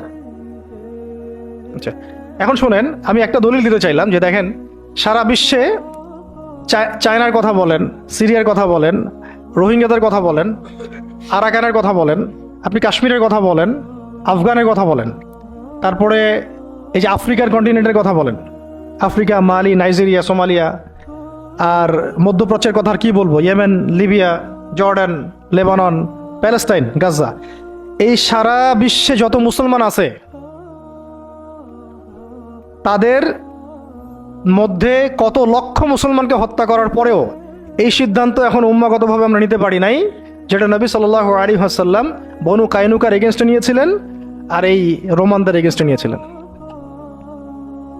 একজন নারী সাহাবীকে শ্লীলতাহানি করা, আরেকজন সাহাবী তাকে বাঁচাতে এসে তার পক্ষে প্রতিবাদ করায় তাকে হত্যা করা, এবং নবী সাল্লাল্লাহু আলাইহি ওয়াসাল্লাম পুরা বনু কাইনুকাকে উচ্ছেদ করলেন। এখানে সুরাহবিল কি করেছে? একজন সাহাবীকে হত্যা করেছে, রাষ্ট্রদূত হারিস বিন উমাইয়া। নবী সাল্লাল্লাহু আলাইহি ওয়াসাল্লাম 3000 সৈন্য পাঠিয়ে দিচ্ছেন। আর এখন উম্মার দিকে তাকান, যে রাষ্ট্রগুলোর কথা আমি বললাম আমাদের সহ সব জায়গায়, আমাদেরটা অন্যভাবে ডিল করি আমরা, বাইরের সব রাষ্ট্রগুলো, এই রাষ্ট্রগুলোতে কত হাজার সৈন্য না, কত হাজার নিরপরাধ মুসলিমকে হত্যা করা হয়েছে। সংখ্যাটা কি হাজারে না লাখে? কত হাজার বা লাখ বাচ্চাদেরকে হত্যা করা হয়েছে, কত হাজার বা লাখ মা বোনদেরকে হত্যা এবং ধর্ষণ করা হয়েছে। তারপরে উম্মাগতভাবে আমরা এখন এই সিদ্ধান্তে আসতে পারি নাই, যে সিদ্ধান্ত নবী সাল্লাল্লাহু আলাইহি ওয়াসাল্লাম তাৎক্ষণিক নিয়ে ফেললেন। আমার রাষ্ট্রদূতকে হত্যা করেছে, 3000 সৈন্য রেডি, এবং তারা কিন্তু সুপার পাওয়ার। রোমানরা তখন কি সুপার পাওয়ার, এটা দেখারও সময় নাই যে তার কাছে কি অস্ত্র আছে, তাদের ক্ষমতা কতটুকু, তাদের কাছে কি আছে, তাদের সৈন্য সংখ্যা কত, আয়তন সংখ্যা কত, ওদের অর্থনীতি কত সমৃদ্ধ, কোনো কিছুর পরোয়া সাহাবায়ে কেরাম করেন নাই। 3000 সৈন্য রেডি করে এই বাহিনীর পতাকা হাতে তুলে দিলেন সাহাবী যায়েদ ইবনে হারেসা রাদিয়াল্লাহু আনহুর হাতে। কার হাতে? চিন্তা করেন, তায়েফের সাথী, রাসূল সাল্লাল্লাহু আলাইহি ওয়াসাল্লাম প্রিয় ভাজন, তায়েফের সাথী, জান্নাতি নারীকে বিয়ে করেছেন,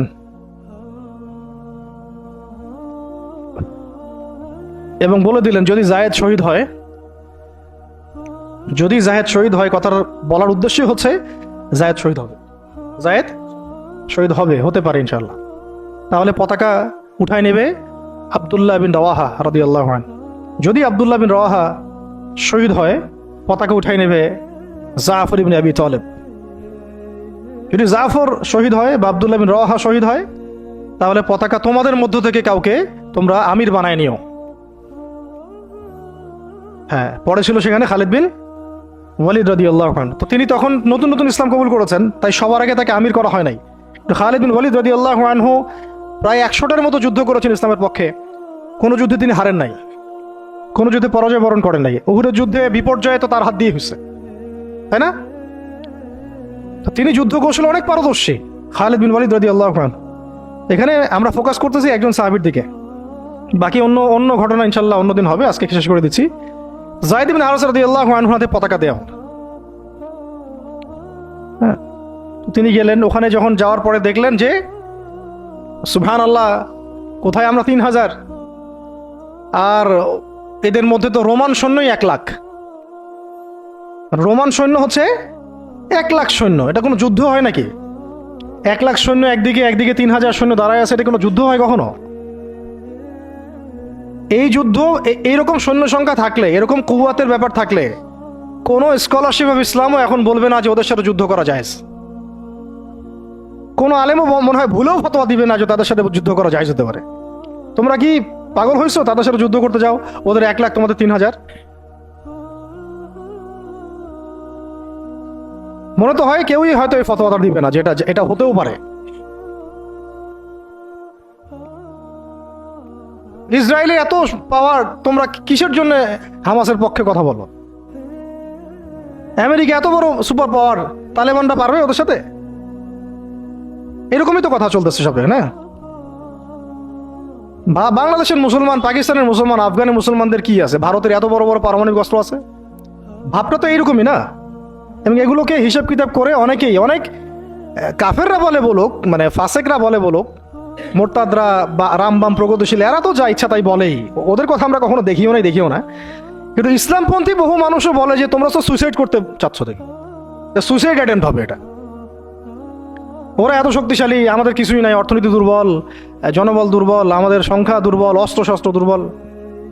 মুসলমানরা কখনো এগুলোর বলে কখনো জয়লাভ করে নাই। মুসলমানরা জয়লাভ করেছে সবসময় ইমানের বলেই, এটা ছিল মূল হাতিয়ার। তারপরে যুগের প্রয়োজনে আধুনিকতার প্রয়োজন আছে, সেটা ইমান বিবর্জিত না, ইমানটা সবার আগে। ইমানই তো পরাজয়, অস্ত্র দিয়ে তো আর কিছু করতে পারবেন না। এখন যদি আমাদেরকে পারমাণবিক বড় বড় অস্ত্র দিয়ে দেওয়া হয়, তবুও তো মনে হয় যুদ্ধের পথে কেউ হাঁটতে চাবে না, জিহাদের পথে কেউ হাঁটতে চাবে না, বলবে যে এটা তো সুইসাইড অ্যাটেম্প্ট হবে। ওরা তো, ন্যাটো তো এতগুলো দেশের সমন্বয় গঠিত,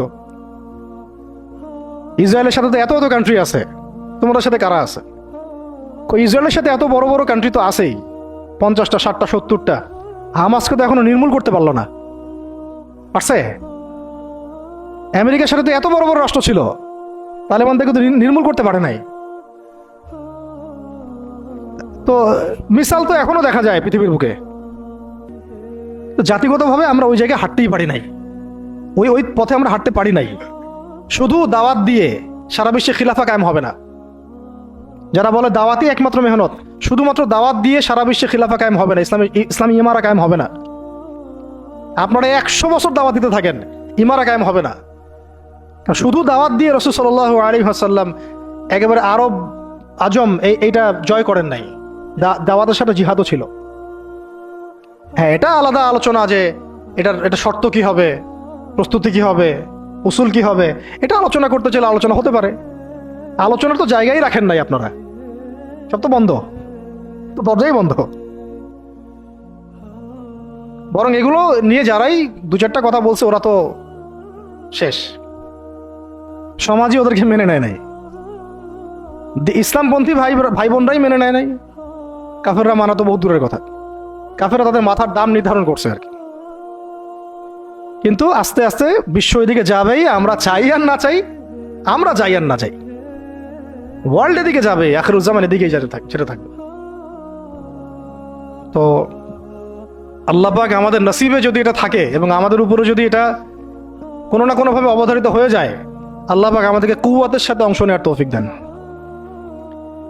এবং সব দিক থেকে, আধ্যাত্মিকভাবে, ইমানের দিক থেকে, আমলের দিক থেকে, আখলাকের দিক থেকে, সমাজের দিক থেকে, জ্ঞানের দিক থেকে আল্লাহ পাক ওই রকম চেতনা এবং প্রস্তুতি আমাদের মনের মধ্যে দান করে দেন। প্রস্তুতি তো আগে মনের বিষয়। তো শেষ করতেছি, এবার এই যায়েদ ইবনে হারেসা রাদিয়াল্লাহু আনহু এখানে আলোচনা হচ্ছে, আমরা কি যুদ্ধ কালকে করব, নাকি মদিনা থেকে সৈন্য পাঠাতে বলবো, নাকি আমরা অন্য কোনো পথে যাব, নাকি ব্যাকফুটে যাব, নাকি পত্র পাঠাবো রাসূলকে জানাবো বিষয়টা। তো দেখা গেল পরের দিন সৈন্য 1 লাখ না, সৈন্য 2 লাখ সৈন্য, আরো গাসসানি গোত্রের বিভিন্ন জায়গা থেকে আরবরা আসছে, আরো 1 লাখ। এবার ফতোয়া কোন জায়গায় যাইতো? আমরা হইলে ফতোয়া যাইতো একটা জায়গায়, এখান থেকে পালাই হিজরত করো, এখান থেকে পালাই হিজরত। তোমরা কি জানো না নিজের জান বাঁচানো ফরজ? আর সুবহানাল্লাহ, এমন একটা ব্যাপার জানেন, শয়তানও কোরআন হাদিস থেকে দলিল দিতে পারে। হ্যাঁ, আমার অভিজ্ঞতা থেকে আমি দেখছি, আমার অভিজ্ঞতা থেকেও দেখছি একটা, যে একজনকে বলা হচ্ছিল যে এটা না আপনার আমার মাঝে চুক্তি হয়েছে। হ্যাঁ, তো এই চুক্তি মানতে আপনার অসুবিধা কোথায়? সে বলতেছে যে এই চুক্তি যখন হয়েছে তখন আমি বুঝতে পারি নাই যে কোনটা ঠিক কোনটা বেঠিক। এখন বুঝতে পারছি যে এটা ঠিক ছিল না, আর হাদিসে আছে মুমিন এক গর্তে যেন 2 বার না যায়। আমাকে হাদিস দিয়ে দলিল দিয়ে দিল, কি বুঝলেন? তো এমন একটা অবস্থা যে দলিল কোরআন হাদিস থেকে এখন মনে হয় শয়তানও দিতে পারে। আল্লাহ পাক আমাদেরকে হেফাজত করেন। তো আলেমদের সংস্পর্শে থাকতে হয় এই কারণেই, তাহলে আমরা বুঝতে পারবো না যে আসলে কোনটা পরিশুদ্ধ দলিল, গ্রহণযোগ্য দলিল। শেষ কথা হচ্ছে, এবার দেখা গেল 2 লাখ সৈন্য।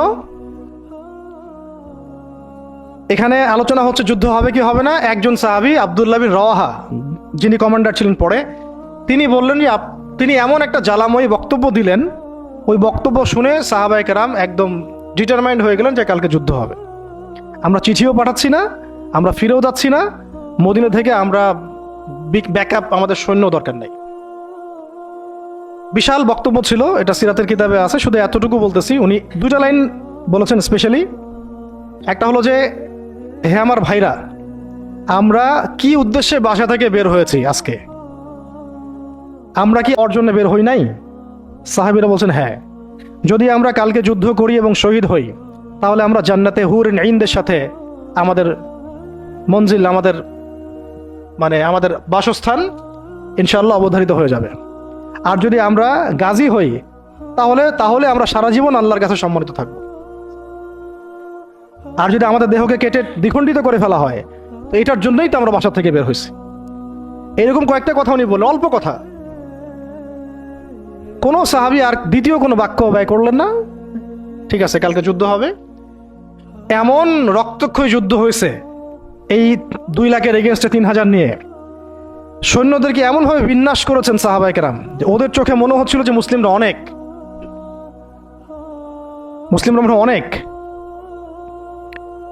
খালিদ বিন ওয়ালিদ রাদিয়াল্লাহু আনহু বলছেন যে ওই দিন শুধু আমার হাতেই 9টা তরোয়াল ভেঙে গেছে। মানে কাফেরদেরকে মারতে মারতে মারতে মারতে এমন একটা অবস্থা হয়েছে আমার 9টা তরোয়াল ভেঙেই গেছে। তাহলে কতজন কাফেরকে তিনি জাহান্নামে পাঠাইছেন সেটা আপনারা চিন্তা করেন। শেষে ছোট নাকি একটা ইয়েমেনের চাকু ছিল, ওই ছোট একটা চাকু দিয়ে আমি যুদ্ধ করছি। এটা বলছেন কে? খালিদ বিন ওয়ালিদ রাদিয়াল্লাহু আনহু। প্রথমে পতাকা যায়েদ বিন হারেসা রাদিয়াল্লাহু আনহুর হাতে ছিল। ওনার ঘোড়া উনি ছুটিয়েছেন, শত্রু বাহিনীর যে এই সারিগুলো কাতারগুলো এটাকে ভেদ করে সামনে চলে গেছেন। তার যতগুলো আঘাত সবগুলো দেহের সামনের দিকে বেশি, পিছনের দিকে নাই। মানে পিছন থেকে আক্রমণ করতে তাকে পারতেছে না। আর যে মানুষ তায়েফের বুকে পাথর নিয়ে এখানে আসছেন, যে মানুষের জীবনে এত চড়াই উতরাই চলে গেছে, এবং যে মানুষ তার প্রিয়তমাকেও ছাড়তে হলো, সেই মানুষের জন্য শাহাদাত চেয়ে সৌভাগ্যের আর কি হতে পারে, আর কাঙ্ক্ষিত আর কি হতে পারে? দুনিয়া তো তার দেখা শেষ। তিনি তো এখন চাচ্ছেন জান্নাতে যেতে। এই মাঠ থেকে যেন তিনি ফিরতেই চাচ্ছেন না। আর যেহেতু নবী সাল্লাল্লাহু আলাইহি ওয়াসাল্লাম বলেছেন যদি যায়েদ শহীদ হয় তাহলে তুমি পতাকা নিও, তো তিনি তো জানেন তিনি আর ফিরবেন না। আর কোনো সাহাবী ফেরার জন্য কখনো ময়দানে যান নাই। তো তিনি সেখানে শহীদ হয়ে যান। তার গায়ে প্রায় 50টা আঘাতের চিহ্ন ছিল। দূর থেকে একটা বর্ষাও কিন্তু খুব কঠিন বিষয়। একটা লোহার বর্ষা গায়ের ভিতর ঢুকে যাওয়া এত চারটাখানি কথা না, এর চেয়ে তো বুলেট লাগাও সহজ মনে হয়। একটা বর্ষা ঢুকে যাওয়া আর সেই অবস্থায় জান চলে যাওয়া, এইভাবে তার শাহাদত হলো। যায়েদ বিন হারেসা রাদিয়াল্লাহু আনহুর নাম ইতিহাসে অমর হয়ে থাকলো। এরপরে পতাকা হাতে নেন আব্দুল্লাহ বিন রাওয়াহা রাদিয়াল্লাহু আনহু। তার ব্যাপারে ইনশাআল্লাহ আরেকদিন কথা হবে। তিনি তো নিজের মনে ঘোড়ার পা কেটে ফেলছেন। তিনি এবং জাফর ইবনে আবি তালিব রাদিয়াল্লাহু আনহু তারা ঘোড়ার পা কেটে ফেলছেন, যাতে ঘোড়ায় চড়ে পালিয়ে যাওয়ার কোনো সুযোগ চিন্তাও মাথায় না আসে। এবং তিনি একটা কবিতা আবৃত্তি করেছিলেন। আব্দুল্লাহ বিন রাওয়াহা রাদিয়াল্লাহু আনহু অনেক বড় মাপের কবি ছিলেন। এত সুন্দর লিখতে পারতেন, কবিতা আবৃত্তি করতে পারতেন, বলতে পারতেন। এটা অনন্য ছিল তার কাছে। খন্দকের দিন তিনি কবিতা আবৃত্তি করছিলেন। আল্লাহুম্মা লাউলা আনতা মাহতাদাইনা ওয়ালা তাসাদদাকনা ওয়ালা সাল্লাইনা, এরকম করে কবিতা আবৃত্তি করছিলেন। নাহনু আল্লাযী বায়ু মুহাম্মাদা আলাল জিহাদি মা বাকিনা মিন্না আলাল জিহাদি মা বাকিনা আবাদা। আরবি কবিতাগুলো সুবহানাল্লাহ এত সুন্দর। তো তিনি কবিতা আবৃত্তি করতে করতে যুদ্ধ করতে করতে শহীদ হয়েছেন আব্দুল্লাহ বিন রাওয়াহা রাদিয়াল্লাহু আনহু। এরপরে জাফর রাদিয়াল্লাহু আনহু পতাকা নেন এবং যে হাতে পতাকা নিয়েছেন সেই হাতটা কেটে পড়ে গেছে। একজন আঘাত করছে রোমান সৈন্যদের মধ্যে। রোমানরা অনেক প্রশিক্ষিত ছিল, তার মধ্যে 2 লাখ নিয়ে আসছে। একজন সাহাবীর চারপাশে কতজন ঘিরে ফেলছে এটা তো ঠিক নাই। এগুলো আমরা কি দেখি গণতান্ত্রিক মারামারি, এগুলো তো কিছু না। ওটা তো সম্মুখ সমরের ব্যাটল ফিল্ড ছিল। আর সম্মুখ সমরের ব্যাটল ফিল্ড এখন কি মিসাইল মারা হয় দূর থেকে, এক জায়গা থেকে মিসাইল মারছে আরেক জায়গায় গিয়ে পড়তেছে। কাপুরুষের যুদ্ধ এগুলো তো কাপুরুষদের যুদ্ধ। এটা ছিল সম্মুখ সমর ব্যাটল, এটাই ছিল ব্যাটল। একজনকে মিনিমাম এখানে 50 জনের সাথে ডিল করতে হচ্ছে। আর চিন্তা করেন সাহাবীরা কি পারদর্শী ছিলেন যুদ্ধে, কি পরিমাণ সাহসী ছিলেন, কি পরিমাণে তারা দুরন্ত ছিলেন, হ্যাঁ, কি পরিমাণে তারা দুঃসাহসী ছিলেন। শুধু সাহসী বললে ভুল হবে, দুঃসাহসী ছিলেন। কি শৌর্যবীর্য ছিল আর কি পরিমাণ কুওয়াত ছিল তাদের কাছে। আর কত প্রশিক্ষিত স্কিল ছিলেন তারা, যে একাই 10 জন 20 জন 50 জনকে বার্তা দিতেন না। তো আর আমাদের তো সব যুদ্ধ আর ফেসবুকে, আর কি যত কাজ সব ফেসবুকে। অর্থাৎ বাস্তবিকভাবে কিন্তু দেখবেন যে 1 2 জনের সাথেও ফাইট করার মতো হয়তো ওই ক্যাপাবিলিটিও নাই। ওর চেয়ে দেখা যায় কাফেররা অনেক শক্তিশালী হয়ে বসে আছে। এগুলো আবেগ ছাড়তে হবে, বাস্তববাদী হতে হবে। ঈমান আমল তাকওয়ার সাথে সব ধরনের প্রিপারেশন যেটাকে আমরা বলি এদাদ, শারীরিক মানসিক সব দিক থেকে প্রস্তুতির দরকার আছে। আর এটা মুসলিম রাষ্ট্রের সেনাবাহিনীর কাজ, মুসলিম রাষ্ট্রের সেনাবাহিনী, অন্যান্য ফোর্সদেরও কাজ এগুলা। তাদেরকে তো এইসব চেতনা কখনো মনে শোনানোই হয় নাই। যা শুনে তারা হয়তো সেটা ব্যক্তিগতভাবে তারা শোনে। সিস্টেম তো এরকম না, সিস্টেম তো তাদেরকে এইসব জাজবায় কখনো উদ্বুদ্ধই করবে না যে আপনারা একটা ভালো প্রফেশনে আছেন, যদি এই প্রফেশনের দিক থেকে অনেস্ট থাকতে পারেন, সৎ থাকতে পারেন, আল্লাহর জন্য যুদ্ধ করতে পারেন, শহীদ হয়ে যাবেন। এটা কি বলা হয়? বরং বলা হয় আমার জাতিসংঘের মিশনে যান, ওখানে গেলে টাকা পাবেন। আর ওই মিশন কাফেরদের পক্ষে, মুসলমানদের বিরুদ্ধে মুসলমানকে লাগায় দেয়, রাখে ওদের ভাড়াটে সৈন্য হিসেবে কাজ করায়। আমাদের শক্তি তারা নিচ্ছে, আমাদের জনবল নিচ্ছে, নিয়ে আমাদের এগেনস্টেই প্রয়োগ করতেছে। আল্লাহ পাক আমাদের ভাইদেরকে বুঝ দেন, ইনশাল্লাহ ভাইরাও বুঝবে একদিন না একদিন। এই বুঝ ঠেকা রাখা যাবে না, এই হেদায়েত, এই বুঝ, এই আলোগুলো কেউ ঠেকা রাখতে পারবে না। আল্লাহ দিল থেকে দিলে ছড়াই দিবেন ইনশাল্লাহ। কোনো কিছু করে কোনো লাভ হবে না, মানে কোনো কিছু করেই কোনো লাভ হবে না। কাউকে দমায় দেওয়া, থামায় দেওয়া, কোনো জাতিগোষ্ঠীকে নির্মূল করা, রাজনৈতিক আগ্রাসন, অর্থনৈতিক স্যাংশন, কিছু করে লাভ হবে না। এই আলো এবং এই জজবা, এই আগুন দিল থেকে দিলে আল্লাহ জ্বালাই দিবেন ইনশাআল্লাহ। এটা জাস্ট সময়ের ব্যাপার, শুধু সময়ের ব্যাপার এগুলা। শেষমেশ আরেকটা হাতে যখন পতাকা নিয়েছেন তিনি, এই হাতটাও কেটে পড়ে গেছে। ওই অবস্থা চিন্তা করেন, তখন তিনি বুকের সাথে পতাকাটাকে এভাবে জড়ায় ধরে রাখছে। কে? জাফর ইবনে আবি তালিব রাদিয়াল্লাহু আনহু। ব্যাস, তারপরে কাফের কয়েকজন এসে তাকে দ্বিখণ্ডিত করে ফেলে। জর্ডানে এখনো তাদের রওজা, কবর এখনো আছে, তাদের কবর এখনো ওখানেই আছে, মোতার প্রান্তরেই আছে। এইভাবে মুসলিমদের মধ্যে শহীদ হয়েছে মাত্র 12 জন সাহাবী। মাত্র 12 জন সাহাবী শহীদ হয়েছেন এই যুদ্ধে, মোতার যুদ্ধে। আর আমি তো বললাম খালিদ বিন ওয়ালিদ রাদিয়াল্লাহু আনহু একাই 9টা তরোয়াল ভাঙছেন। এরপরে পতাকা হাতে নেন খালিদ ইবনুল ওয়ালিদ রাদিয়াল্লাহু আনহু, এবং তিনি এমনভাবে সাহাবীদেরকে ফাংশন করেছেন যে যুদ্ধও করছেন, আবার ব্যাকফুটেও আসছেন, আবার সামনে যান, আবার পিছনে আসেন, সামনে সৈন্য পিছনে, পিছনের সৈন্য সামনে, ডানেরটা বামে, বামেরটা ডানে। ওরা হকচকায় গেছে, মনে করছে যে মনে হয় অনেক ফোর্স মনে হয় পিছন থেকে আসতেছে। আর আল্লাহ পাকের সাহায্য তো আছেই, ফেরেশতা নাজিল করে আল্লাহ সাহায্য করেন। ওদের মনে আল্লাহ ত্রাস সৃষ্টি করে দিয়েছেন, ভয়ে। আল্লাহ পাক কাফেরদের মনে ভয় সৃষ্টি করে দিয়েছেন। তো ওরা আর সামনে আসার সাহস পায় নাই। আস্তে আস্তে এই বাহিনী পিছাতে পিছাতে পিছাতে পিছাতে মদিনা পর্যন্ত চলে আসছে। মুতার বিশাল ঘটনা, মুতার যুদ্ধ। এই যুদ্ধে আমরা যায়েদ ইবনে হারিসা রাদিয়াল্লাহু আনহুকে দেখলাম, সেই তায়েফের সাথী, সেই ছোটবেলার সাথী, পালক পুত্র, সেখান থেকে মুক্ত হয়ে হিব্বু রাসূলিল্লাহ, হ্যাঁ, রাসূলের শানে, রাসূলের সম্মান, ভালোবাসার প্রমাণ দেওয়ার জন্য নিজের বুক উজাড় করে দিয়েছেন। পিঠ দেখেন নাই, বুক উজাড় করে দিয়েছেন। যাকে মহব্বত করেন তাকে একা ছেড়ে দেন নাই, যাকে মহব্বত করেন তাকে একা ছেড়ে দেন নাই যে সবাই পাথর মারুক আর সে থাতলা হয়ে যাক, বিধ্বস্ত হয়ে যাক, ক্ষতবিক্ষত হয়ে যাক। বরং তিনি মহব্বতের পরিচয় দিয়েছেন এইভাবে যে নিজের গায়ে আঘাত নিয়েছেন, আঘাতগুলো নিজের গায়ে নিয়েছেন, তাও সরে যান নাই, দায়িত্ব থেকে অবহেলা করেন নাই। প্রকৃতপক্ষে এটাই হলো মহব্বতের পরিচয়। এমন মহব্বত যদি তাকদীরে নসিব হয়, অবশ্যই দুনিয়াতে আপনারা বা যে কেউ সৌভাগ্যবান।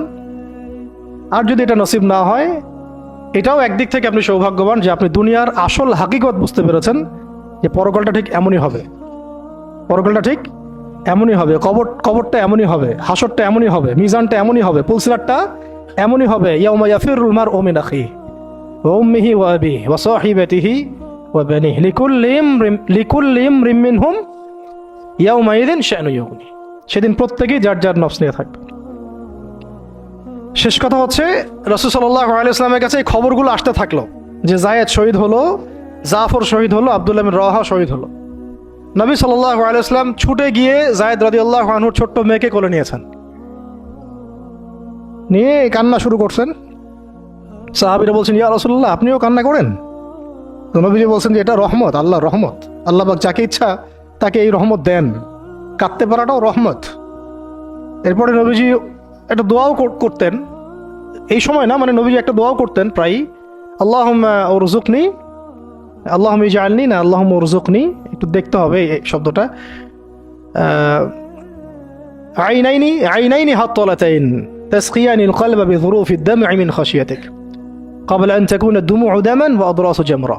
আল্লাহ আমাকে এমন দুটো চোখ দিও যে চোখ দুটো কাঁদতে পারে এবং সেই চোখের পানি দিয়ে কলব পর্যন্ত সিক্ত হয়ে যায়। ওই দিন আসার পূর্বেই, যেদিন চোখের পানি রক্তে পরিণত হবে আর দাঁতের মাড়িগুলো আগুনে পরিণত হবে। কি ওয়ার্ড দেখছেন, কি শব্দ খেয়াল করছেন? ওই দিন আসার পূর্বেই আল্লাহ, যেদিন চোখের পানি পরিণত হবে রক্তে আর দাঁতের মাড়ি পরিণত হবে আগুনে, অঙ্গারে। তো এরপরে জাফর রাদিয়াল্লাহু আনহু অন্যান্য সাহাবীদের বাচ্চাদেরকে তিনি আদর করতে লাগলেন। রাসূল সাল্লাল্লাহু আলাইহি ওয়াসাল্লাম তো অনেক নরম দিলের মানুষ ছিলেন, রাহমাতুল আলামিন। তো উনি তো রাতের বেলা তাহাজ্জুদে নামাজ পড়লেও বাচ্চাদের মতো কান্না করতেন। এখন একটু পরে মুচকি হাসলেন, এটা শেষ কথা। একটু পরে মুচকি হাসলেন আকাশের দিকে তাকিয়ে।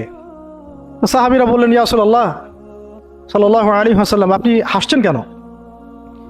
নবী সাল্লাল্লাহু আলাইহি ওয়াসাল্লাম বললেন যে, আমি দেখলাম যে ফেরেশতাদের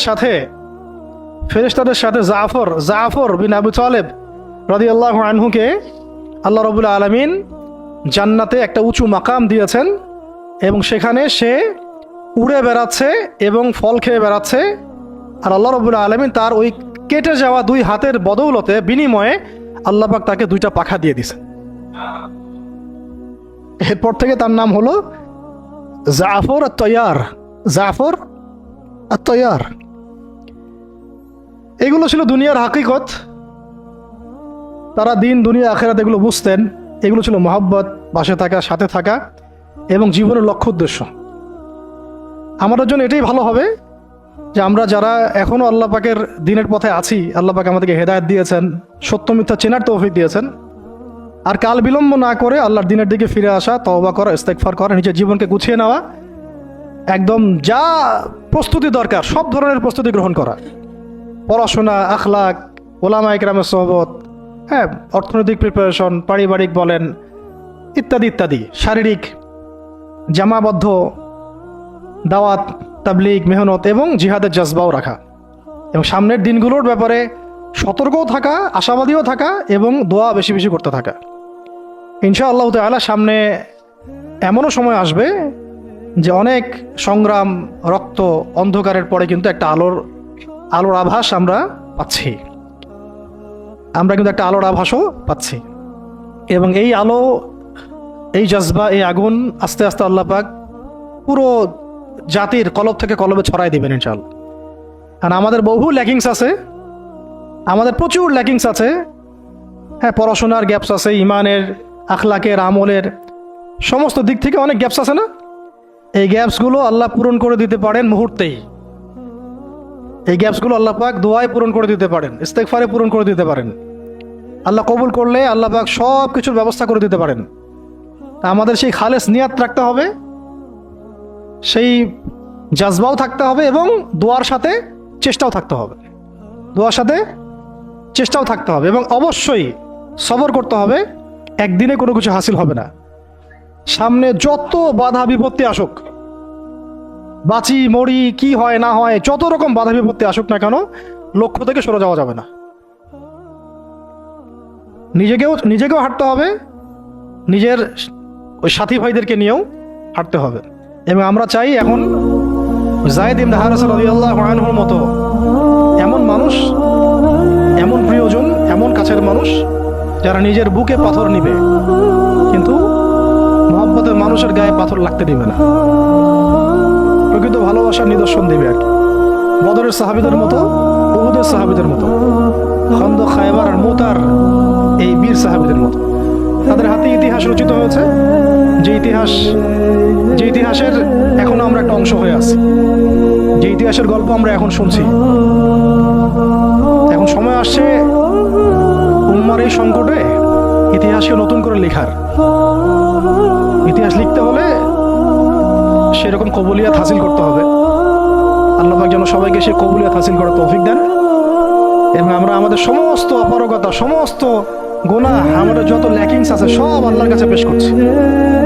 আল্লাহ পাক আমাদের সমস্ত ত্রুটিগুলো যেন সংশোধন করে দেন, সমস্ত গ্যাপসগুলো ফুলফিল করে দেন, যত গুনাহ আল্লাহ মাফ করে দেন, এবং যেভাবে চললে বললে আমল করলে আমরা সেই মাকাম হাসিল করতে পারবো, সেই গন্তব্য হাসিল করতে পারবো, ওইভাবে আল্লাহ যেন করায় নেন আমাদেরকে দিয়ে। কারণ আমাদের কোনো শক্তি নেই, কোনো ক্ষমতা নেই, এবং চেষ্টা করার মতো করার তৌফিক আল্লাহ আমাদেরকে দেন। আল্লাহ পাক আমাদের সব দিনী ভাইদেরকে, বোনদেরকে, এবং আমাদের উম্মায় যারা কাজ করতেছেন যে ব্যানারই হোক, আমরা সব ভাইদের ব্যাপারে শুভাকাঙ্ক্ষী থাকবো। সবার মধ্যেই কিছু গ্যাপস থাকতে পারে, আমরা সবাই ব্যক্তিগতভাবে গুনাহগার, কিন্তু উম্মার এই অবস্থায় আমরা কাদা ছোড়াছড়ি করব না, দলাদলি করব না। উম্মার এই অবস্থায় আমরা একে অপরের সাথে বিদ্বেষ এইসবে যাব না। হ্যাঁ, আমরা আমাদের মতো করে হৃদ্যতার বন্ধনটা ঠিক রাখার চেষ্টা করব। আর হক আর বাতিল আল্লাহ পাক জানেন, আল্লাহ পাক হকপন্থীদেরকে বিজয় দিবেন ইনশাআল্লাহ। ঠিক আছে? আর লৌকিকতা থেকে বেঁচে থাকতে হবে। লৌকিকতা, লোক দেখানো বিষয়, এই অনলাইন অ্যাক্টিভিজম, অনলাইনের যে আসক্তি, হ্যাঁ, এইটাকে ইলিউশনের একটা জগৎকে বাস্তব মনে করা, এই সব বিষয়গুলো থেকে ফারেক থাকা। মাঠ পর্যায়ে কাজ করতে হবে। মাঠ পর্যায়ে যে ভাইরা কাজ করতেছেন তাদের সাথে থাকা দরকার আছে, এবং আমাদের যে মুসলিম ভাইরাই কাজ করতেছেন সবার হাত শক্তিশালী করার দরকার আছে। ঠিক আছে? আল্লাহ পাক আমাদের সবাইকে সাহাবীদের মতো কবুল করেন। আল্লাহ পাক আমাদের সবাইকে সাহাবায়ে কেরামের সেই আকীদা, আমল, মানহাজ এবং সেই তরিকা মোতাবেক চলার তৌফিক দান করেন।